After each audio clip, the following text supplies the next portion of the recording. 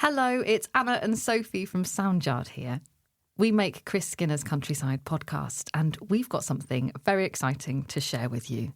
We have a new service that's being launched, and it's called Spoken Stories. Spoken Stories is all about recording the voices and memories of your loved ones in outstanding quality, so they can be enjoyed for generations to come. For example, you know the story that Grandma tells that everyone in the family has heard before.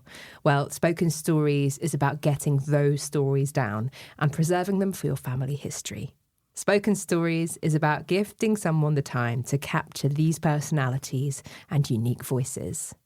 We record your loved ones' tales, whether it's their whole life story so far or something more specific like a life-changing event. It is a gorgeous experience, and what you're left with is a beautiful monologue that really captures the essence of that person. Think of it like an audio portrait, and take a listen to a snippet of this one from Diane's spoken story, recorded in her beautiful garden. I was born in 1951 at Newmarket, and unfortunately I didn't see Mum for a year. I was looked after by a lovely nurse called Diane, my name, because my mum had TB when I was born.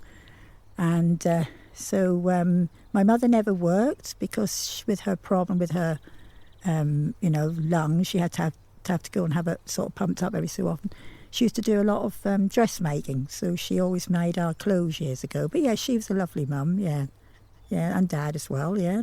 That's very nice childhood I had, yeah, very nice. Yeah.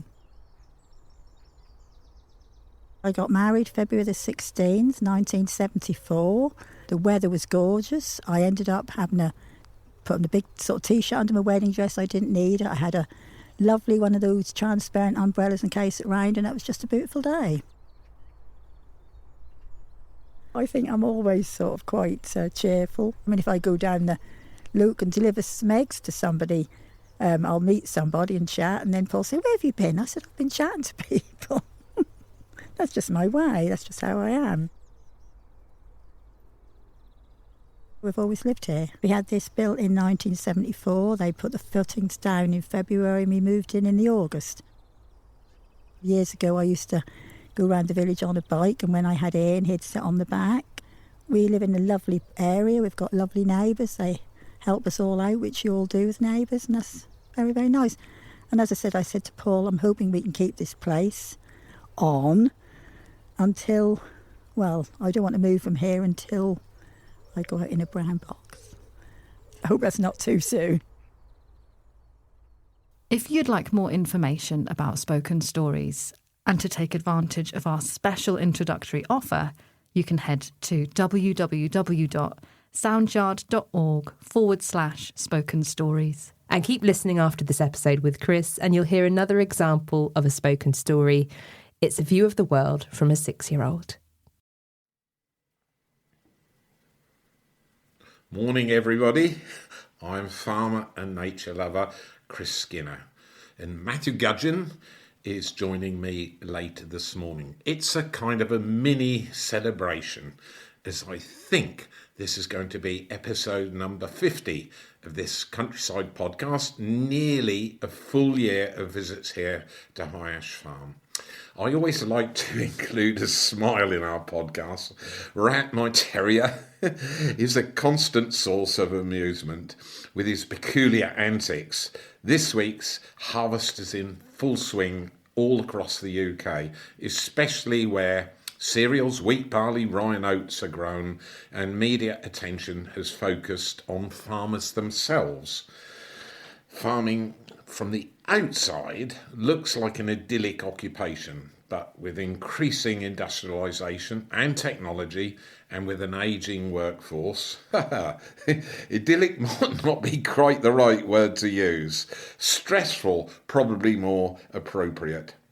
If you have the chance to talk to your local farmer, you may find him or her a little bit gruff, sometimes grumpy, always complaining, traditional, practical, and very set in his or her ways. And only a hint of sentiment if you have to dig for it. After all, particularly with livestock farms. Birth, death, and everything in between can be a daily occurrence. To help you understand farmers, here's a little bit of a smile. I've changed their names to avoid any embarrassment. A neighbouring farmer's wife died. Jacob, her husband, well into his 80s, rang the local press to place an advert in the in memoriam section. A dial-ad girl took the call and Jacob read out his script. It said, Jones, Gertrude has died, aged 85. The ad girl thought for a moment and said, it's usual to include some personal details of family, your name and any children. With her help, Jacob added a little bit more. Read like this, Jones, Gertrude, peacefully passed away, aged 85, loving wife of Jacob and mother to Stanley and Margaret, will be greatly missed. That's much better, said the dial-ads girl, and you've still got 4 words left. It's a set charge for 25 words. So when the advert finally went into the local press, it said, Jones, Gertrude, peacefully passed away, aged 85, loving wife of Jacob, mother to Stanley and Margaret, will be greatly missed. Also, hay for sale. I hope you can see the funny side of that, but it kind of illustrates how farmers think. They're very sort of practical people, and that will help you understand us. Anyway, I'm out on the farm now, and I'll await Matthew's arrival a little bit later on this morning. We're going to be looking at several things on the farm, including perhaps the moles here that are digging away, and some of the farm work that's happening at the moment. It's a busy time of year.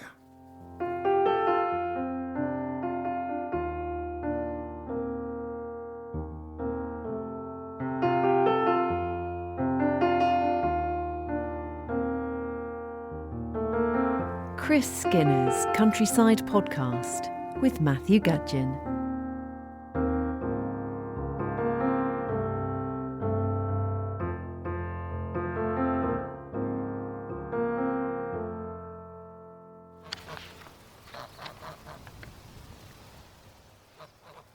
One, two, three, 4 goslings.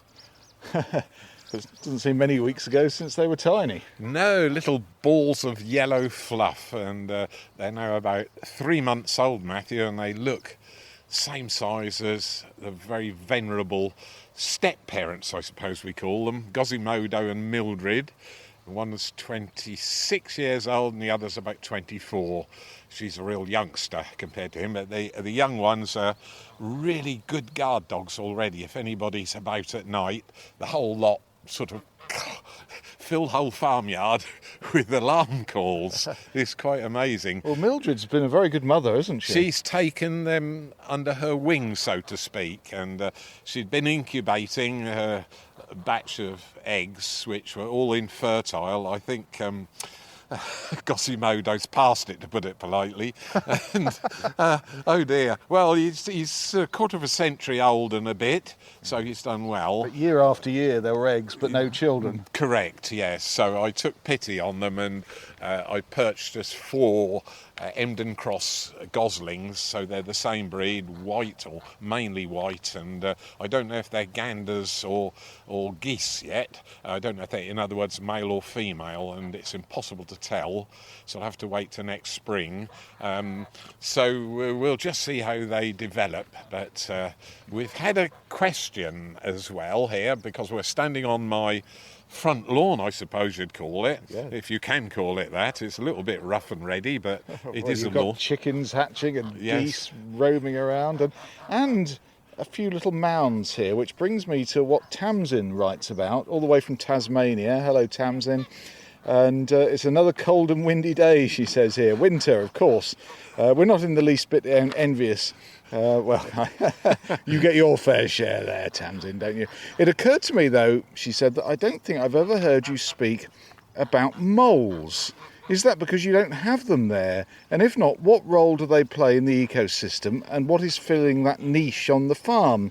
Here, there are marsupial moles. Oh, goodness, moles that carry their young in a pouch, rather like a kangaroo or a wallaby, indeed. I've not come across that. We certainly haven't got anything like that here in the UK, but we do have genuine old moles here, and we have them all over the farm. If you go right back in history, the UK was mainly covered in woodland, in natural forest, and that's the proper home for moles. In the Middle Ages they were called moldwarps, and we're beginning to wonder whether what farmers use to plough fields, a mould board, is a close sort of derivation of that, because a moldwarp is literally, if you translate it, it's a soil thrower. And that's what we're looking at right in front of us here. 3 molehills, very fresh. There's still moist ground on the top of them. And all over this lawn, there's probably 100, or there was 100 or so molehills. You can see all little bare patches. But I collect the soil if we go up close to one, because it's always rather fine. I mow the grass, and all the clippings go back onto the ground, because the main food for moles is not chopped grass, it's the worms that feed on the organic matter in the soil. So this is high organic matter soil. It's been grass like this for well over 100 years. And so there's an incredible habitat. And this is about the area that a mole would need for its territory. They're very antisocial, unlike, is it Kenneth Graham's Mole Wind in the Willows, was it, I think? Portrayed mole as a rather sort of amiable character, whereas moles are quite antisocial in real life. And you talk about this area, so just tell us, how big is the lawn here? The lawn is about 40 feet wide and 120 feet long, and that's about the right area. They really need about 300 or 400 square yards of grass to support one mole territory, and in woodland they probably don't need as much. Now, it's really difficult to understand about mole populations, because if you have a lot of molehills, it might just be one mole, suggesting there's not much food. But if you don't have many molehills, it still might only be one mole, but there's ample food. Now, underneath us is a labyrinth of holes. If we just walk down the lawn a little bit, you can see where I've moved all the molehills. One there, one coming up in front of us, another one there, one there, one there, one there, one there, and all the way down. There's well over 100. If you were Alan Titchmarsh, you would not be happy with this, would you? No, this is the problem, because if you're a proud garden keeper, a garden, you know, they have a lot of pride, people do, in caring for their gardens, and to see something suddenly arise in the middle. I mean, I had a very ancient aunt, and she had a mole on her face and it had hairs on the top of it, Aunt Lola, and it's like something appeared on something beautiful, which I can understand, and so people then start to poison them, trap them, or whatever. And in the past century, right in the early 1900s, people were still catching moles. Farm workers could earn more from catching and skinning moles and selling them for gentlemen's waistcoats or for ladies' coats, very posh ones. Moleskin trousers. Moleskin, well, modern moleskin's got nothing to do with moles. It's just a fine finish that's put on cotton, and it feels really soft. But in fact, mole fur is very interesting material, isn't it? Absolutely. It's very, very fine fur. The first thing surprising about moles is they're tiny, about 5 inches, maybe 6 in a large male, from tip of nose to tip of tail, so quite small, cylindrical, virtually don't have a neck. The head seems to join into the shoulders, and they have paddle feet. Now, I've got huge palm hands, but if you imagine I took the fingers off my hands, I've got a great square waddle of hand, and I replaced them with claws, and then I can actually swim in the soil, which is with a breaststroke, which is what moles do. So underneath us is perhaps 300-400 metres of mole channels. and the mole goes from one to the other. Although I've taken the tops off the hills, the little mole holes are still underneath the soil, and as the mole goes along, it picks up worms that are hanging in, bites them, it can make a larder with them, and then store them. So when the soil is dry like this, we've had nearly a month now without rain here at High Ash Farm, the worms that they feed on, that's their main diet. They will eat slugs and insects as well, anything that drops in that burrow. But when the worms hit dry weather, they go down a couple of metres, and that's deeper than a mole can burrow, and it's called estivating, and that's a difficult time for moles, so sometimes they have to come up on top. But they live a pretty awful life. You're born in the dark, you spend your life in the dark underground, and you die in the dark. It's like a living coffin almost for them. So I do feel sorry for them. They've not got very good sight, but they've got incredibly sensitive noses and whiskers on as well, so they can detect really tiny movements. So interesting.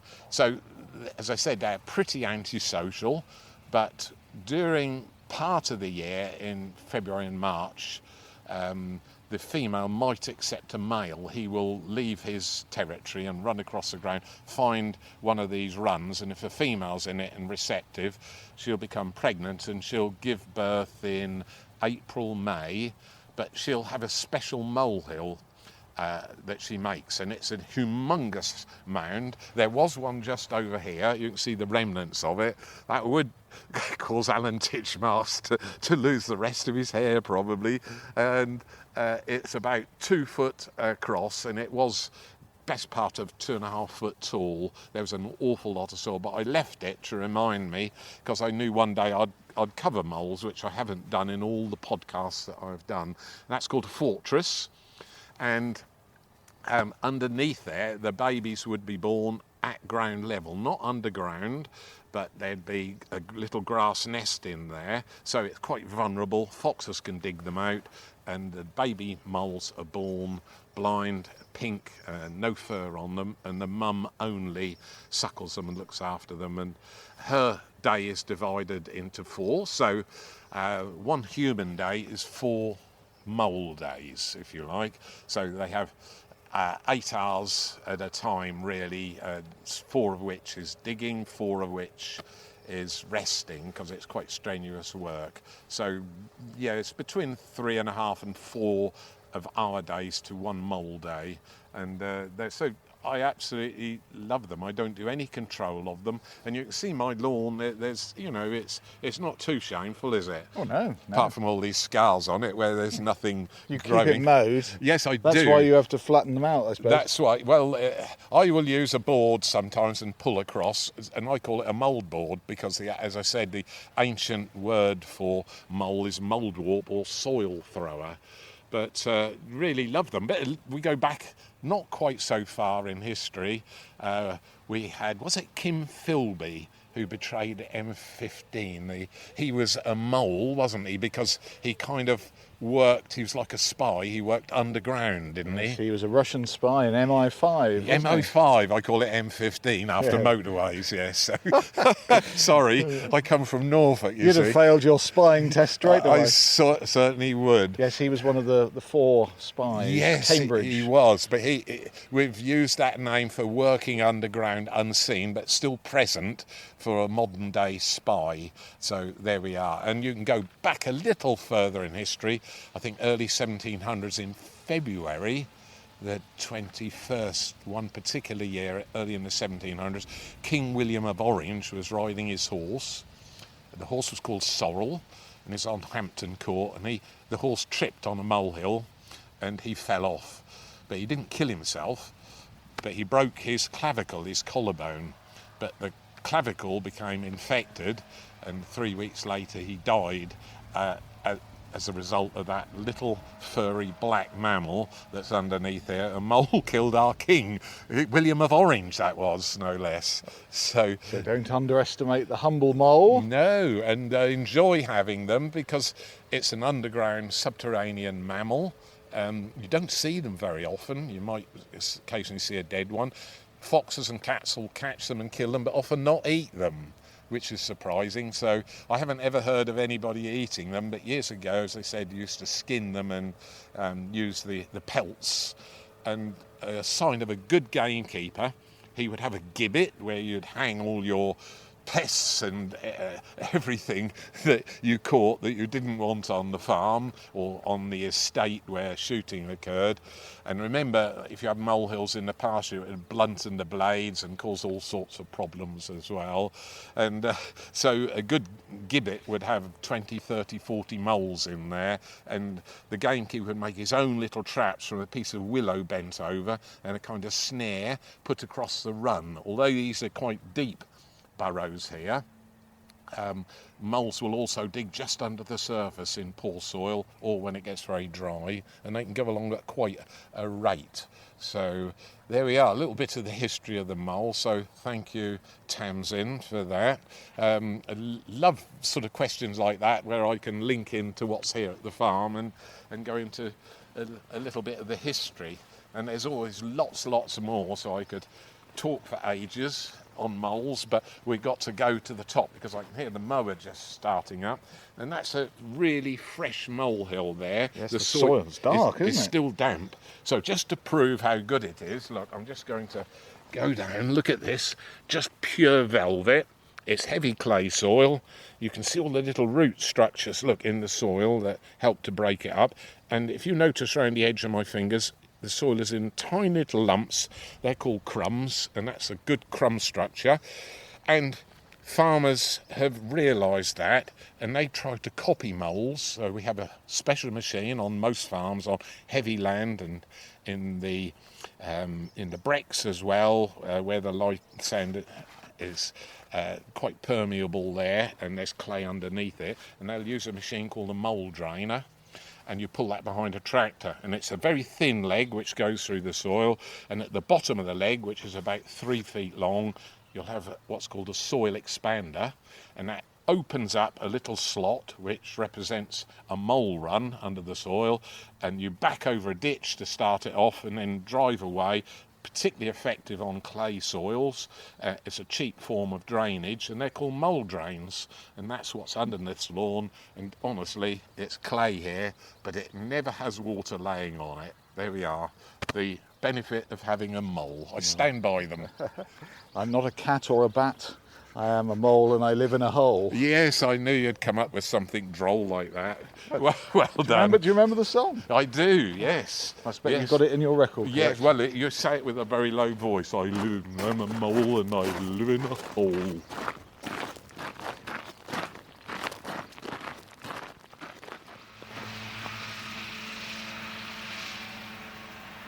Gorgeous day, blue sky, fluffy clouds, edging up to 30 degrees Celsius, and Chris, the work of the farm has to carry on. Yes, it's always busy at this time of the year, Matthew, and there's one crop left to harvest after this particular one which we're visiting today, and that will be over winter wild bird seed mix, but that's for the birds to harvest. So this effectively is the end of Hiasha's harvest this year, and it's the pollen and nectar fields here, and they've been here for 20 years, and this year has been particularly successful. We had a wet spring, early wet summer, and the wildflowers have been absolutely stunning this year. We'll get out of the car. It's being mown at the moment, and I'll explain all about it when we... The tractor with the mower is disappearing off up the field. Rat is having a sniff around to see what's going on. There are quite a few insects buzzing up and down above the cut foliage, and we'll walk a little up the hill as we enjoy... Oh, Chris, the swallows love this, don't they? Look at that, they're all swooping over. Neil is doing about 10, 11 miles an hour, and the mower is getting on for 13 feet wide, sort of getting on for 4 metres wide. And you can see he's going faster than either of us could run, and that's doing a perfect mowing job. You can see the stubble down here. It's what we call the aftermath, and it's cut perfectly at huge speed, and It's Quite prickly, isn't it? Yeah, it is, because some of the plants, well, most of it's finished flowering now. That's lady's bed straw there, that's finished flowering, and it's done really, really well. So there's a meadow-bound butterfly over there, and the reason we do this is because if you left all this burden, it would be fertility for the soil. There's the mower, just come down, it's going to turn round, and it's a wonder Neil's not sitting in the passenger seat today, because he's got sat nav on that tractor, and It is a massive mower on the back, isn't it? Yes, I mean, it puts it is. a garden lawnmower to shame, that. yes, it's doing what, 3.5, 4 hectares an hour. That's nearly 12 acres an hour. So it's incredible speed and enormous power as well. And it's doing the work of, well, masses of people. Years ago when I was born here, there were 32 full-time male workers on this area of farm, and there's still bees working on some of the flowers that are being cut there, look. But the reason for doing it is to cut and remove it, and that helps to keep the fertility down, to keep the competition from the grasses as low as possible. And the reason we do that is if you've got low fertility, you get a whole variety of wildflowers. So it's more or less finished. All the colour is more or less gone. The grasses have passed their maturity. There is the odd bit of ragwort here, so normally this would perhaps go up to Scotland for animal fodder or something like that, and this year it will go to a local power generation plant because of the ragwort in it, and that will be used to generate electricity. So we'll just wait 2 or 3 days to get it really dry, about 10 to 12% moisture content in the big bales, and then they'll go off about 20 miles away to be incinerated. So that's an eco-fuel. It it's is not just vegetable oil that's used, but it's also plants. Yes, it is, yes. So can you see the tractor, the satellite, has measured out that last section to within an inch, look. So Neil's coming down with 4 metres left to cut, and he's doing it all in one go. So it's actually safe. So I've just got to call that dog. Right. Here he comes. Oh, good. There he is. Yes. He's never know where he is. He's that small. The crop's covered him. Now, we've mown it, so the sun's now doing its job and getting it all nice and dry, and so it will dehydrate it. And the purpose of it is to then get any seeds that are mature that will drop off. Just a tractor again. And those seeds can drop onto the ground, and it's really noisy, isn't it, when it's going up the field like that. The mower itself's quite noisy, and I've just found a pyramidal orchid, and it's fully dry and mature, and you can see it's sort of rustly. It just looks like a brown cigar really now, but this was in full flower about 8 weeks ago, and you can see little seed pods all the way up the stalk.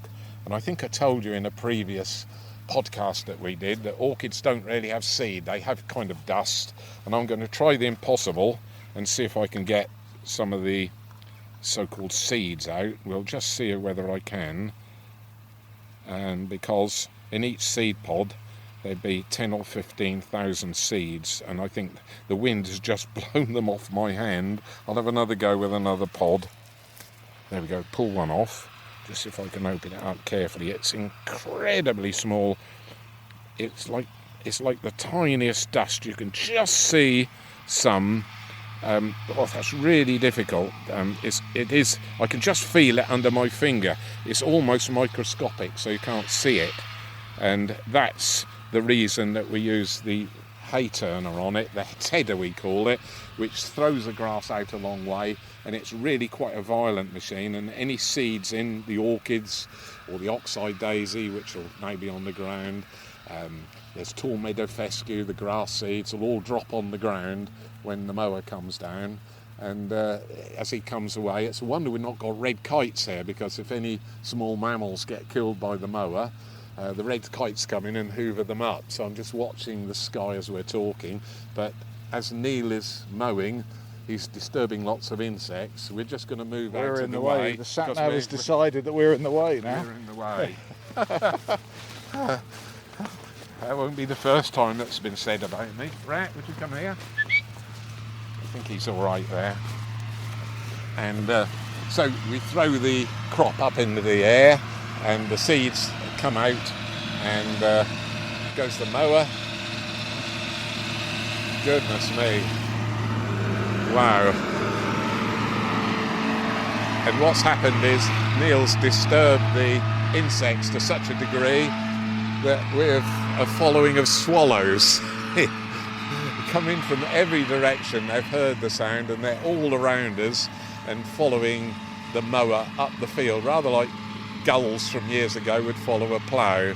At this time of the year we have swallows following the tractor. They're only a few feet off the ground. One just whistled past my ear. They're very excited Yes, about it. look up the field there and you get an idea. We've perhaps got 20 just around us at the moment, and of course they're ferrying food back to wherever their young are as quickly as they can, and then they'll do a return visit. So the swallows kind of arrive in waves almost, sort of synchronising their returns, and that's really helpful.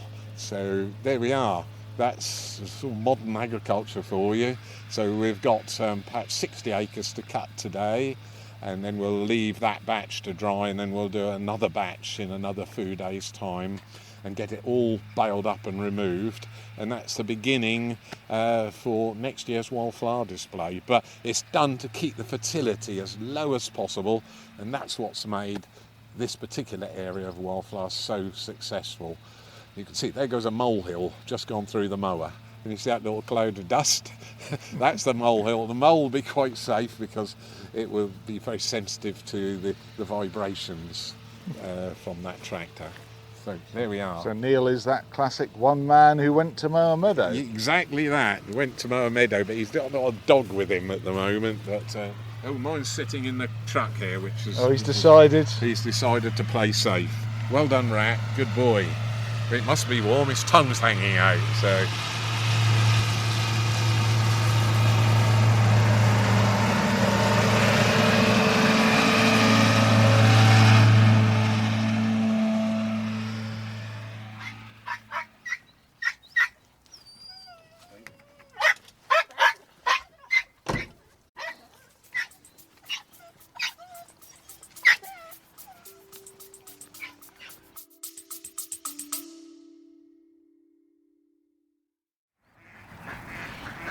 The ducks at High Ash Farm going in to roost for an evening. Hey everyone, it's Matthew here, and if you've been enjoying our countryside podcasts, we've got a small favour to ask. Yes, Matthew. What we're going to do is to ask for a small donation to help run the podcast, and any surplus goes for conservation at High Ash Farm here. And so it's really important. We both love to keep the podcast going, and that duck agrees with me, I think.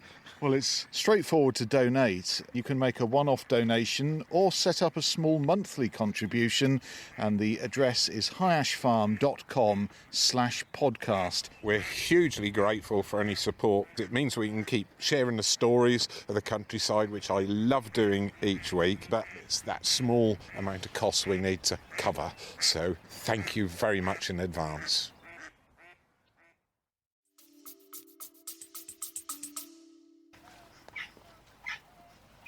We're near to a road, so Rat has had to be safely confined to the car in the shade, so he's perfectly all right, but he takes umbrage, doesn't he? Absolutely, yes. He's my right-hand man, almost. Do you know, I haven't been to this part of the farm. I'm just marvelling at the view from here. It's a completely different perspective of the farm. Yes, isn't it? it's one of the high spots. Well, it's called High Ash Farm for a reason, and we're getting really close to the 75-metre OS mark, which is sort of well over 210 feet above sea level, so it's a really high spot. And yes, I don't think you've ever been on this particular field.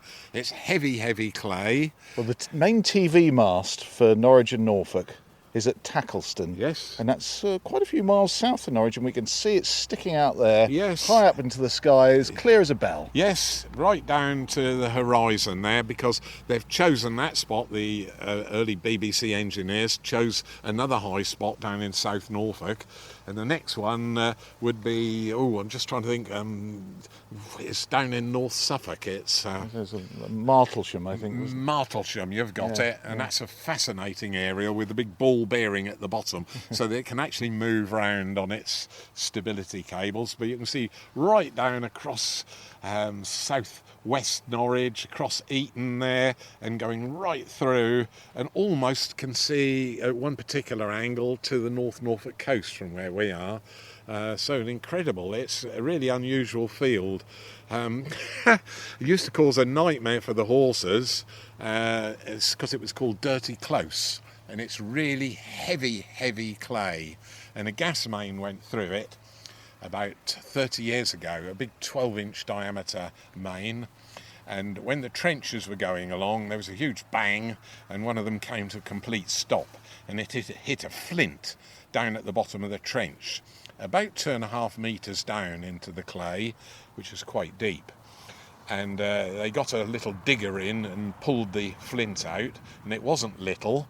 It must have weighed 300 kilos, and it was as ragged on the top, like a sharp as a needle, like a razor blade all over the top of it. And somebody came along and just rolled it over, and the bottom of the flint, you could actually see your face in it. It was polished, and it had been held in the ice from the last ice age and dragged hundreds, maybe thousands of miles under the ice with perhaps tens of thousands of tons of ice on top of it, and polished it like a boat underneath. And that's in the Natural History Museum. So it got taken to London. I wish I'd have kept it, but there we are. It's for people to be educated by the last ice age. But we won't go back quite so far. You're not going to send me to the Natural History Museum? Well, yeah, I think you could be a prize exhibit. Or maybe Rat. Yes, Rat. Yes, they'd put us both in a glass case. But we don't need to go back quite so far in history, because I love trees and have planted them nearly all my life. And I've got a little avenue here right by Caister Lane, and this is the time of the year when they really show up their best. They're called rowan trees, one of the Sorbus species, and this is the native rowan. It doesn't get too much bigger than this that we're coming up to. It's about 20 feet tall, trunk's about 6 inches diameter, very attractive tree, right by the road that goes through the middle of the farm, Caister Lane. And the obvious thing is it's festooned in berries. Yes, and that's why I brought you here, because this is one of the first trees to fruit, if you like. And also it's called, got another name because its real home is up in Scotland, northern England, on the mountain sides, and one of its names is Mountain Ash. High Ash Farm, obviously High Ash is a mountain ash, so I planted a row of rowan trees, and I did it on the 25th of March 1984, one day after my son was born, and I named him Rowan. So Rowan, there we are. So he's just had a big birthday. He certainly has, yes, March the 24th, he certainly has, poor Rowan. And these trees are 40 years old. Yes, they are, and you can see they're a really well-managed size. I haven't done anything to prune them at all, and they are festooned with berries. And I said this is one of the first trees to produce its fruit, and they're won't be here in a month's time, which is why I brought you here, because winter visiting thrushes, the first ones will come across quite soon, fieldfare and redwing. As soon as they arrive in the UK, they plunder trees like this, rowan trees, and much later on hawthorn and blackthorn, and the brambles or the blackberries will all be well done and over by then. So it's an early food source, and they're bright orange to attract the birds, and if we go up close, they're in little bunches, and you can see why it's called ash, because of the shape of the leaf. Each leaf is about 6 inches long, and it's got between 8 and 12 little leaflets on that looks exactly like the common ash tree. Fraxinus excelsior is the common ash scientific name, but they're not at all related. How big would a rowan get to then? Not much bigger than this. Right. They're quite a compact species. It is a compact, but if you notice, we're standing under it, it's in full leaf, but there's no shade. You can see right through, and that's designed to let those Scottish winds blow right through the foliage. Many people use it in gardens. You can make sort of sorbus or rowan jelly from the berries at this time of the year, but if I take one of the berries down, bright orange, it looks really attractive, and I just squeeze it like that, and we should end up with a single seed.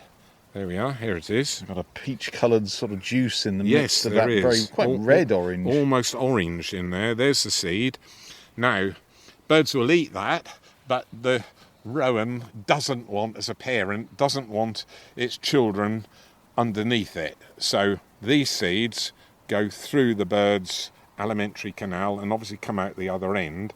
But when they go through, birds don't have teeth, but they have lots of grit in their gizzard, and the grit grinds the protective layer off the outside coat of these seeds, and then they get expelled anywhere but under the parent tree. So there's the little seed, perfect example of a sorbus seed there. And so, whereas if the seeds do drop on the ground or nearby the tree, it takes 18 to 24 months for them to germinate. But if they've been through a bird's alimentary canal, they will germinate next spring. But the bird will go off and roost in a tree or in a hedgerow somewhere, and that's how rowan gets itself out and about the countryside. There we are, just a lovely memory. So it's March the 25th, 1984. These went in. I brought them all down on my shoulder. And they didn't take up any room at all. They're tiny little saplings, and they all went in. They've all taken, and the tallest one there is getting up near the electricity cables, but it won't cause a problem because that tree won't grow any more than it has done. They're fully mature now. They don't live a great deal of time, and sometimes foresters will use them in woodland as nurse trees. And you plant them in with oaks and other hardwoods, and that kind of makes the oaks shoot up straight, much taller and straighter than they normally would, and then the oaks go over the top of the rowan and they just fade away in the competition because they need some light coming through. But if they're under the canopy of another tree, that seems to do them in completely. But there we are. Such a lovely sight, isn't it, seeing all this colour, and you think we're still in summer, but to the rowan tree it's done its year's work. We're in autumn as far as the rowan goes, and just look at the leaves. It's one of the first trees as well to lose its leaves. There we are. Listen. Crunchy and ready to drop off, and that exposes those orange berries even more to the delights of the visiting thrushes. The red against the blue of the sky, so attractive, that. Beautiful sight, isn't it?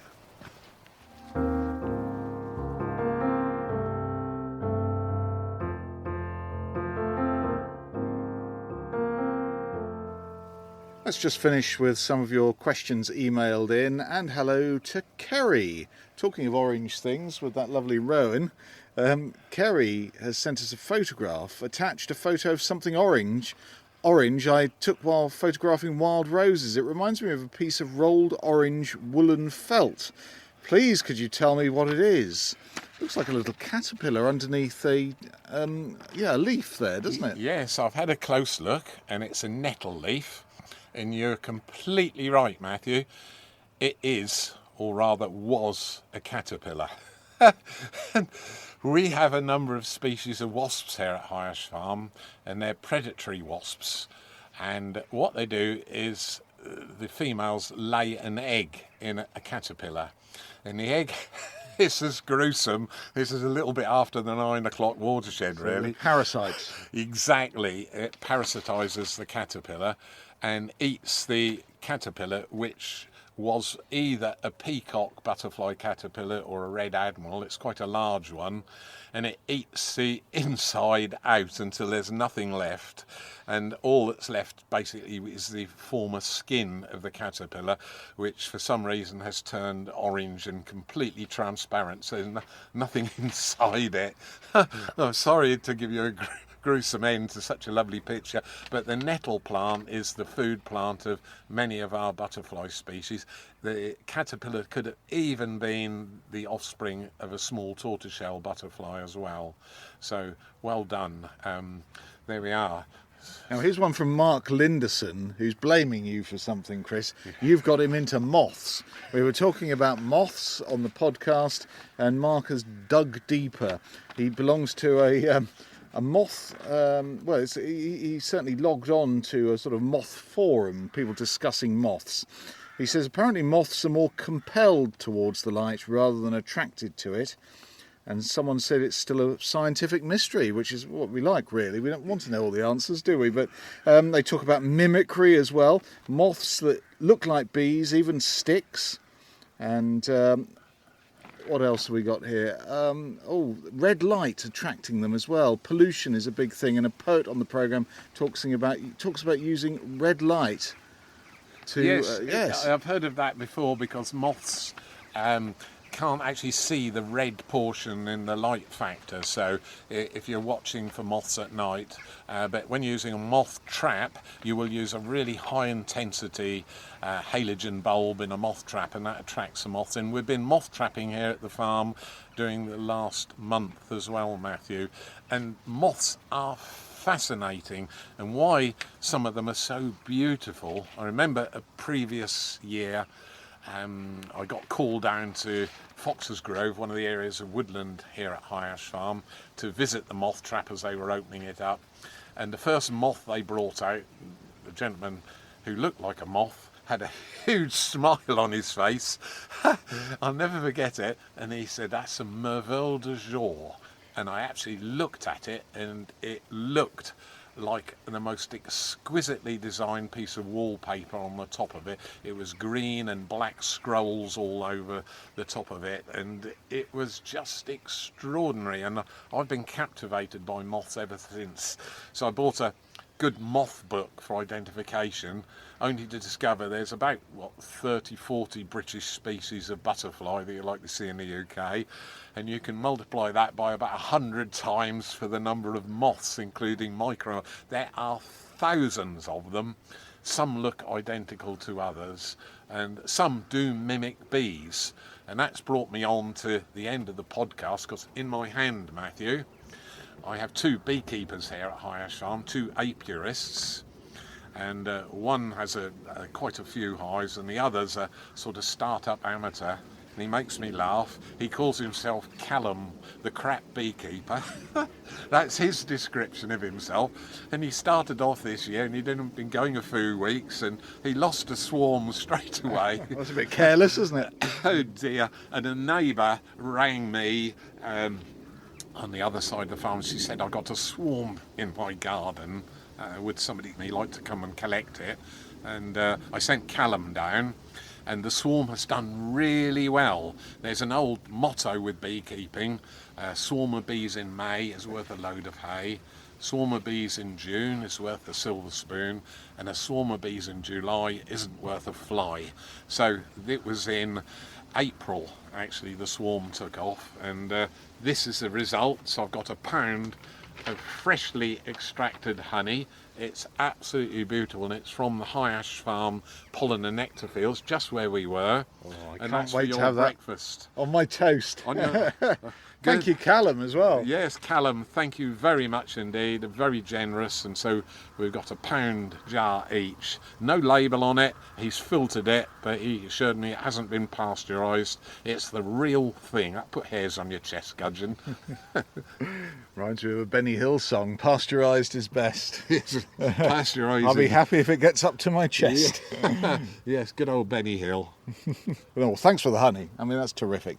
And it's a beautiful summer's day here on High Ash Farm, and I'm already looking forward to the next visit and what it may bring, Chris. You normally keep it I close to do your chest. keep it secret. We're going to be looking at a namesake of mine, a droop. So that will be next week's topic. We'll start off with that. I'll get you to pick some.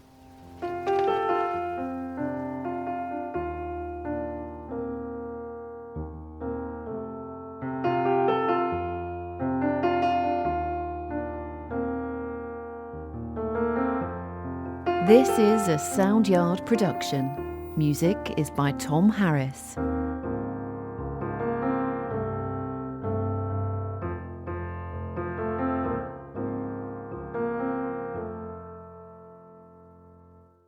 Hello, it's Anna and Sophie from Soundyard here. Our new service, Spoken Stories, is an incredible experience where we record the stories and voice of your loved one, which you can then hold on to forever. It makes for an incredible gift, and anyone can make one. Take a listen to this. It beautifully captures the thoughts and feelings of life from a 6-year-old's perspective. I'm 6 years old and I love running around. I can run very, very fast, but I'm even faster on my bike. That's why I love biking. It makes me feel energetic. And also I bike loads of places. I like doing sports like dodgeball. The people that are in charge in the world, well, I think that there should be no one in charge at all. So everyone's in charge. So there's no person that's in charge. So everyone is it's a bit more free. That's what I think. Well, what I try to change at the moment is global warming. It's when us humans litter, destroy the planet and all its nature. That's global warming. It makes me feel sad. And also, if us humans keep doing that, it could destroy the whole planet Earth, and then all of the human beings will be destroyed. I try to stop global warming, and also in my coat pocket I have a bit of Kit Kat litter I found on the floor once. I love the planet more than anything. Grown-ups should be stopping global warming, because grown-ups are more powerful than kids. But if kids can be more powerful than grown-ups, kids and grown-ups can work together and do it. Kids should be able to do the same things as grown-ups. They should have more rights. Well, I love myself because that I believe in a lot of things. That's what I love about myself. I like being a kid, but because when I'm a grown up, I have my own kids, because that's what I want. And also, I'm a bit worried to have kids, and I'm still gonna be a kid for a long, long time. So I'm glad that's actually gonna happen. I'm glad I'm gonna stay a kid for a long time. I'm gonna have kids because I want to know what it feels like to be a parent. I'm gonna be a good parent. Isn't that just gorgeous? If you'd like to find out more about recording a spoken story of your own, or you'd like to buy this as a present for someone, take a look at our website, www.soundyard.org/spoken stories, and take advantage of our introductory offer. Alternatively, you can get in touch via email, hello@soundyard.org. And if the internet isn't an option, you can leave a message with your details on our landline number. It's 01603 273 899, and we'll get back to you as soon as we can.